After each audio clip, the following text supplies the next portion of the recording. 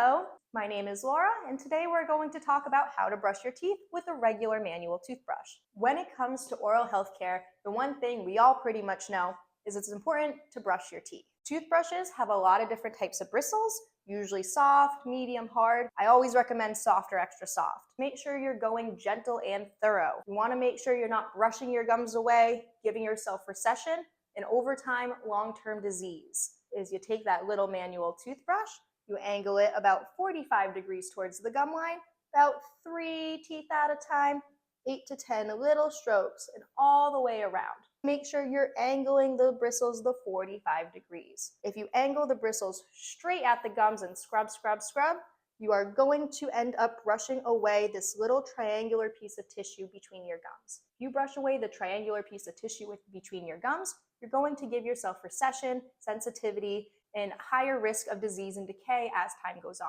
So get that toothbrush.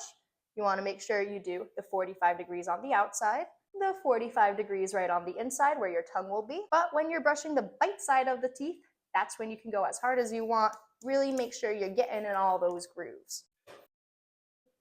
Right around there, little tiny strokes. For this method, it is called fast succular brushing. Fast succular brushing means you're brushing underneath the gum line. Make sure you remember to brush the pillar teeth. Our canines and premolars are at the pillars or the corners of our mouth. A lot of times we're really good at scrubbing the front, scrubbing the back. We forget about those little corners on the side. When you brush the bite side of your teeth, that's when you can go as hard as you need to.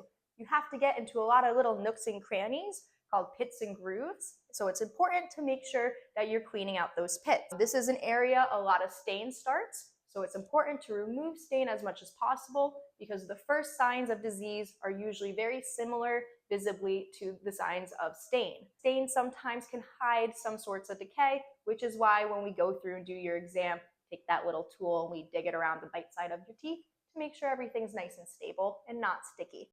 When it comes to brushing the tongue side of your teeth, you try to brush there, your tongue, it's going to kick your toothbrush out of the way. It's going to do it no matter what because it's an incredibly strong muscle for its size. So a little extra time is usually all you need to make sure you get the tongue side of the bottom molars. When it comes to toothbrushing overall, the main areas that we tend to get plaque in hard calculus, which is the hard tenacious buildup, is right by the lower front teeth, the tongue side of our bottom back teeth, and the cheek side of our top molars. The main reason we get buildup in these areas is because it is where the saliva pools. Where the saliva pools in your mouth due to gravity and due to where your salivary glands are, with the parotid by your cheeks and the sublingual underneath your tongue, that means that these are the areas that will have nutrients for bacteria to grow. As you breathe and talk, the area by the front teeth does tend to get drier. This is why a lot of people tend to have most of the buildup by the lower front side of their bottom teeth.